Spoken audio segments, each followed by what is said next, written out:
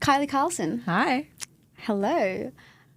We are here sitting in a podcast studio in Las Vegas, Nevada, the US. Two girls from Australia who met in Finland. I would say this is about as unplanned as it gets for us. It's so crazy. Can you believe that you're here, that you live here now? I actually, every day I'm like, what is my life? I don't know what this life is, but it's great. I love it. It's great. Did you ever think that you would be here? What, in this podcast studio? Well, like living in Las Vegas. No, of course. I didn't even think I'd be in the US. It's very strange. My sister-in-law's from the US. I love traveling, but I'm like, this has not been a place that has been somewhere on my list. So interesting. Love it. Love it. So we're starting a podcast called Stick to the Plana, and it's kind of come out of this organization that me and a few other people have started, and now you're a part of, called Plana. Yeah. And we are bringing a new solution to women with unplanned pregnancies. It's very exciting. Which is very exciting. It's so exciting. And what is our first episode name? Well, this was unplanned. All of it was unplanned. Our co-workers always laugh at us that we often just go fly by the seat of our pants. You know, things are often quite unplanned. But I think I like the term organic better. Yeah. Right. So I think this is organic. But yeah, I'll start off with my kind of unplanned story of how I came here. Sure. I didn't have an unplanned pregnancy, so that's not the kind of start of my story. But I did. I wasn't planning on coming to Vegas. I wasn't planning on co-founding this organization. Wasn't planning on living in the US at all. But met some of my co-founders overseas and had one pivotal conversation on a bus about the experience of women with unplanned pregnancies, the experience of women with infertility, just a lot of the different statistics. And that one conversation kind of stuck with us all over the next few months until, 6 months later, we were all moving to Las Vegas, of all places, to co-found this organization. So it certainly wasn't planned for me. And here I am 1 year later. We are almost near launch, which is exciting. So what's your kind of unplanned story of how you came to be in a podcast studio in Las Vegas? Well, you and I met, I would say, about 4 years ago now. Well, we've known each other probably for 10 plus years. Yeah, I'd say like 12 years. You dismissed me the first time you met me. I mean, you were a child. You're 12 years younger than me. What could I do? We couldn't be friends. But we met in Finland and we just hit it off. I think we got sushi at some random place in Helsinki. Very overpriced, not that delicious. And just spilled our guts for an hour and a half about all of our love life troubles. Yeah, really though. Like that's how all good friendships start, I guess. And then we've been like this. And and then over time, like we kind of kept in touch, not really, but last year, maybe like a year and a half ago, February, I get this phone call from you and you're like, hey, I've got some really exciting news. Like I've got a job for you in Las Vegas and you can work for this nonprofit that I'm starting. I'm like, okay. I'm like, that's so cute. Sure. She's so cute. I love her. She's just the most fun. And I was like, she's so cute. She's going to move. Yeah, it was so strange. And then every couple of months, hey, so like, how are you feeling about this job? I'm like, yeah, okay. Anyway, here we are a year later. So, I've been here for about 4 or 5 months now.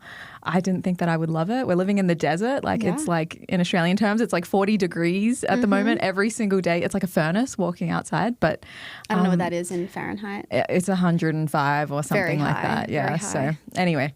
But yeah. So that's why I'm here and I'm working for Plana. So it's exciting. It's exciting. And it's very much, like we didn't plan this organization, didn't really plan to be here. But we are kind of creating the plan for all of the women who have something that wasn't planned for them, right? Yeah. And I kind of like that Las Vegas is the place that we're starting this because it's very like left field. It's very like off-brand for a pregnancy support organization to come from, or even a femtech organization to come from Las Vegas. You'd think like, the South or San Francisco or like all these different places. Yeah. But I think it's kind of cheeky. It's kind of fun that we start here. I like it.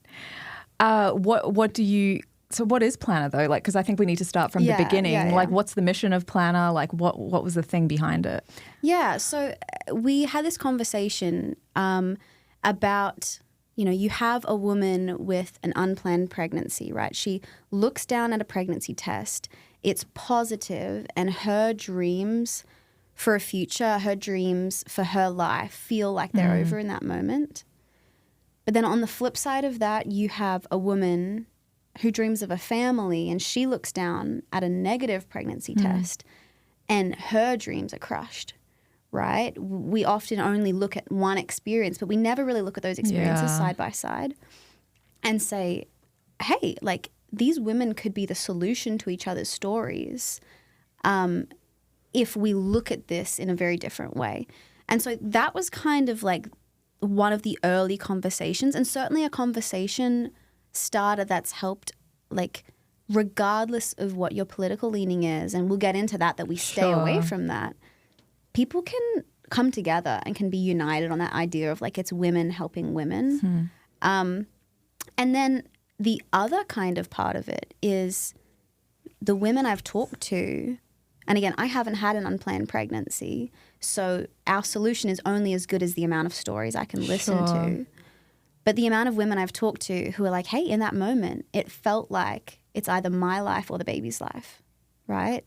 One of us, like, something's got to give because I can't maintain my identity and my life plans if I have this child. And just sitting with women as they grapple back and forth with that reality, that is one of the pivotal things of us saying, hey, like, is there a way that we can have both?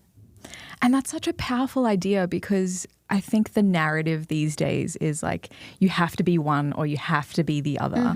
And what we're really trying to do is bring those two together and be like, hey, there can be something beautiful that comes from the unplanned, and we can do something with both of these situations. It doesn't have to be one way or the other, my way or your way. Like let's come together and do it. Yeah. And I think that's definitely, I think a lot more people agree than we think these days. Sure. But because of social media, everything, we're so amplified to disagree.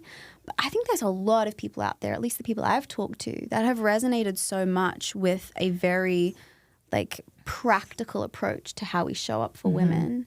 And I think new approaches as well, and kind of meeting the modern woman. Like, what does she need? How do we make sure that, like, you know, it's scary. It's scary to have an unplanned pregnancy. It's scary to not know what to do.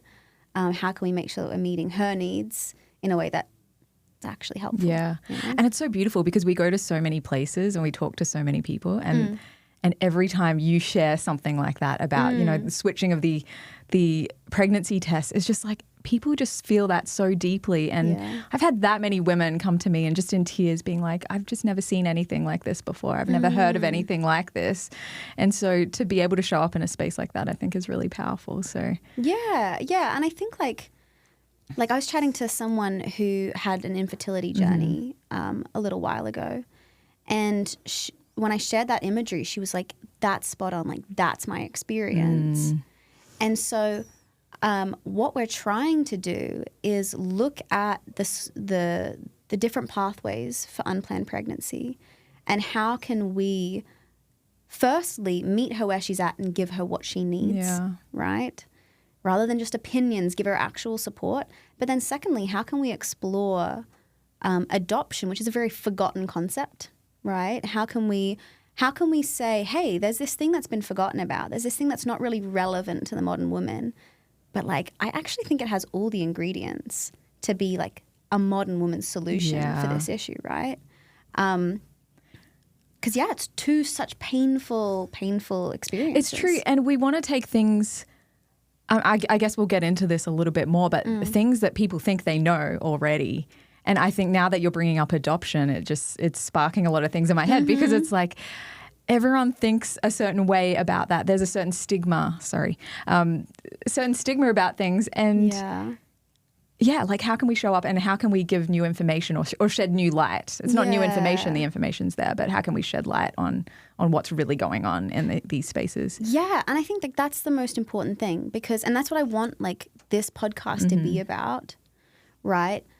There's so much misinformation. There is so much information clouded by like coercive behavior or my values is more important than a person. Like there's just so much noise in the unplanned pregnancy space, and like all the people I talk to, right? Like one of my favorite things to do is like ask people questions about adoption, right? Guess how many unplanned pregnancies result in adoption? And people are like, oh, 20%, like 30%, like I don't know. And then I'll tell them like, hey, it's less than 1%. And people, they can't believe it, right? And it's amazing how the average person doesn't know a lot about adoption or has very outdated beliefs about it. So yeah, having this as a place that we can talk about unplanned pregnancies. We are a faith-based 501c3, so we can have conversations about what it means to be Christian women who value life, but also value women's rights and value like medical standards and value like how can we grapple with like two almost contradictory things that I think actually go together quite well. Like maybe just taking it back a step, like why, because did you say, have you had an unplanned pregnancy? What was the thing that kind of like pulled you to this? Yeah, I haven't had an unplanned pregnancy, but I have a lot of close people who have family members, friends, and like I just was overwhelmed at the lack of support. And I've always, like my background is in nonprofit management, so like I've always been gravitating towards like particularly, women's issues, places where women need to be lifted up and looking at, hey, how can we get technology and how can we get resources and how can we get things together? Because people I know have been hurt by this. And how can we bring that in a new way, in a new light to women and to protect them, I think, from a lot of the craziness out there. Okay, so that's really interesting. Like what would you say is the mission behind Plana? Yeah, I would, I was in that team as we sat down and wrote this mission statement of what we're trying to achieve, like nothing short of changing the world, but how do you distill that down into a sentence? And what we came up with was empowering women, creating kinnections, K-I-N kinnections, and we'll get into that, in a later podcast episode. Empowering women, creating kinnections, and transforming lives. That being our kind of 3-part mission statement of like what we do at Plana.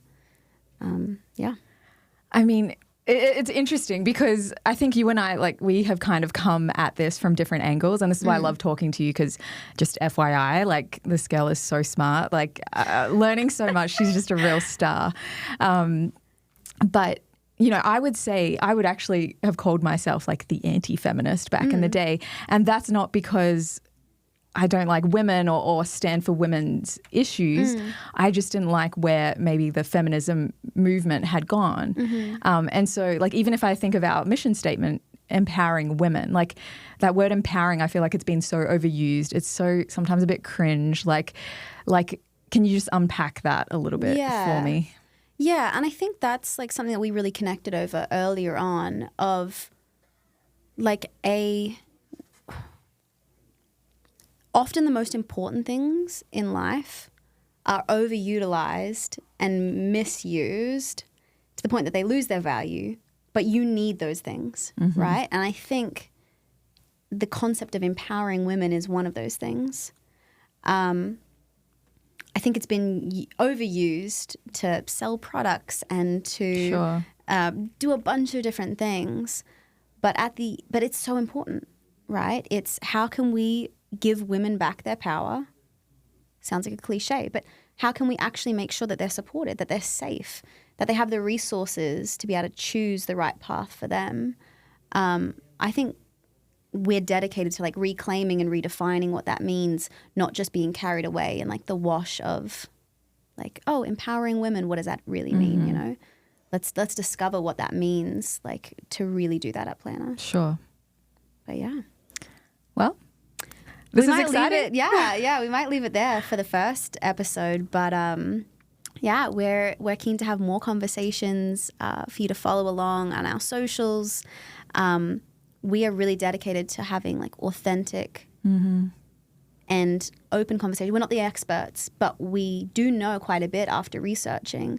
So if you are in this place where you want to have more raw and honest conversations about what it means to be showing up for women with unplanned pregnancies, we invite you to follow along, follow our socials, and we'll catch you in the next episode.